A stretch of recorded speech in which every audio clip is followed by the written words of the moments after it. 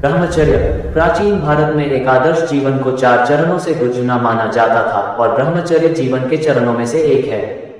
4 चरण है ब्रह्मचर्य। वैदिक छात्र जो शुद्धता की प्रतिज्ञा करता है, गार्हस्थ्य विवाहित, गृहस्थ, वानप्रस्थ, वन साधु और संन्यास एक तपस्वी जिसने दुनिया को त्याग दिया है।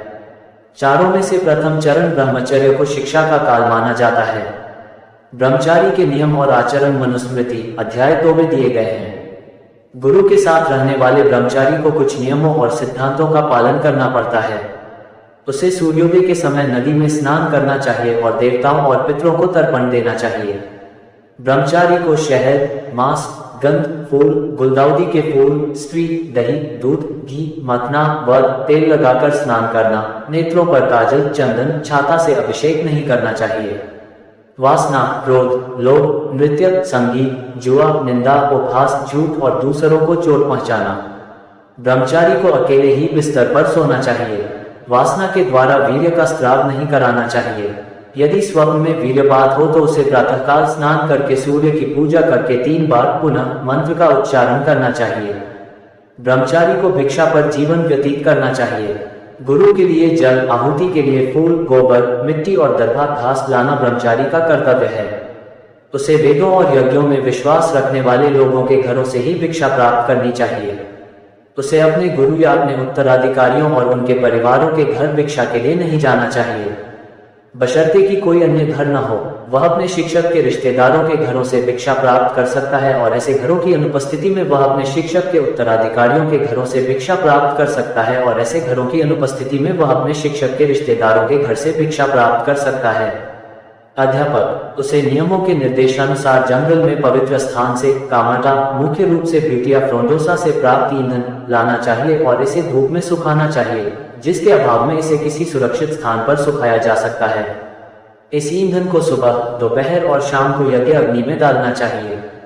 यदि एक स्वस्थ ब्रह्मचारी लगातार 7 दिनों तक अपने कर्तव्यों का पालन करने में विफल रहता है तो यह माना जाएगा कि उसका ब्रह्मचर्य का व्रत टूट गया है और फिर उसे फिर से अवाकिरणी का व्रत लेना होगा।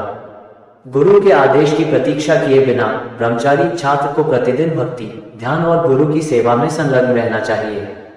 जब विद्यार्थी शिक्षक के सामने हो तो उसे अपने शरीर, वाणी, मस्तिष्क, संवेदनशील अंगों और मन पर नियंत्रण रखते हुए हाथ जोड़कर खड़ा होना चाहिए। केवल जब उसे बैठने के लिए कहा जाए तो उसे शिक्षक के सामने बैठना चाहिए और अपने शरीर के जिस हिस्से को ढकन है उसे कपड़े से ढक देना चाहिए। उसे सुबह अपने शिक्षक के जागने से पहले उठना चाहिए और शिक्षक के सोने के बाद ही बिस्तर पर जाना चाहिए। जब उसके शिक्षक उसे बुलाएं तो उसे लेटकर, बैठकर, चलते हुए, खाते हुए या विपरीत दिशा में देखकर उत्तर नहीं देना चाहिए। उसे शिक्षक के बारे में गलत बातें नहीं कहनी चाहिए। विद्यार्थी को शिक्षक के आदेशों का पालन करना चाहिए और उनका पालन करना चाहिए। यदि शिक्षक बैठा हो तो बैठना, यदि शिक्षक खड़ा हो तो खड़ा होना, यदि शिक्षक उसकी ओर बढ़ रहा हो तो पीछे खड़ा होना, यदि वह चल रहा हो तो उसके पीछे भागना, जब शिक्षक खड़ा हो तो उसके पास खड़ा होना, जब शिक्षक लेटा हो या पास बैठा हो तो वह विपरीत दिशा की ओर मुंह करके अपने हाथ पैर मोड़ लेता है।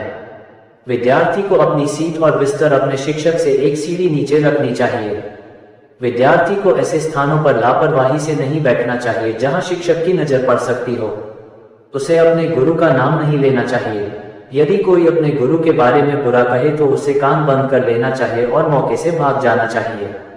यदि कोई ब्रह्मचारी अपने गुरु का उपहास करता है तो वह गधे के रूप में जन्म लेगा।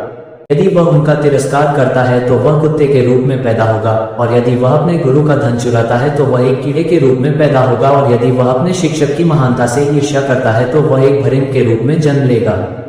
जब गुरु क्रोधित हो तो ब्रह्मचारी को उसके पास नहीं जाना चाहिए। ब्रह्मचारी को बिना पूछे नहीं बोलना चाहिए।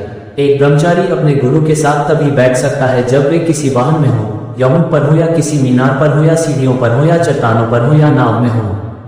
उसे अपने गुरु के गुरु को ही अपना गुरु मानना चाहिए। उसे अपने शिक्षक की अनुमति के बिना शिक्षक के घर आने वाले अपने माता पिता को संबोधित नहीं करना चाहिए। उसे एक शिक्षक के रूप में विद्वानों, संतों, गुरु के पुत्रों और अपने परिवार में जन्मे लोगों का सम्मान करना चाहिए। यदि गुरु की पत्नी गुरु की जाति की हो तो ब्रह्मचारी को उसे अपनी गुरु मानना चाहिए। यदि पत्नी एक ही जाति की नहीं है तो ब्रह्मचारी को केवल खड़े होकर उसे प्रणाम करना होता है। ब्रह्मचारी को अपनी गुरु पत्नी के शरीर पर तेल नहीं लगाना चाहिए, उसे नहलाना नहीं चाहिए, उसके शरीर की मालिश नहीं करनी चाहिए और उसके बालों में कंघी नहीं करनी चाहिए। एक ब्रह्मचारी या तो अपना सिर मुंडवा सकता है या उलझे हुए बाल बढ़ा सकता है। उसे कभी भी सूर्योदय या सूर्यास्त के समय सोना नहीं चाहिए। वेद आदि सीखने के लिए विद्यार्थी को गुरु को पहले से गाय, वस्त्र आदि निःशुल्क उपहार में नहीं देना चाहिए। शिक्षा पूरी होने पर जब विद्यार्थी अध्यापक से विवाह करने की अनुमति मांगे तो उसे अध्यापक को वह वस्तु देनी चाहिए जो वह मांगे। एक ब्रह्मचारी जिसने ऊपर वर्णित नियमों का पूरी तरह से पालन किया है, उसकी मृत्यु के बाद स्वर्ग प्राप्त होगा। आशा करता हूँ आपको ये ज्ञान व अनुभव ब्रह्मचर्य वाला वीडियो आपको अच्छा लगा होगा। इसलिए निरंतर ज्ञान मार्ग पर चले और हमारे साथ जुड़े रहने के लिए चैनल को सब्सक्राइब अवश्य करें। धन्यवाद।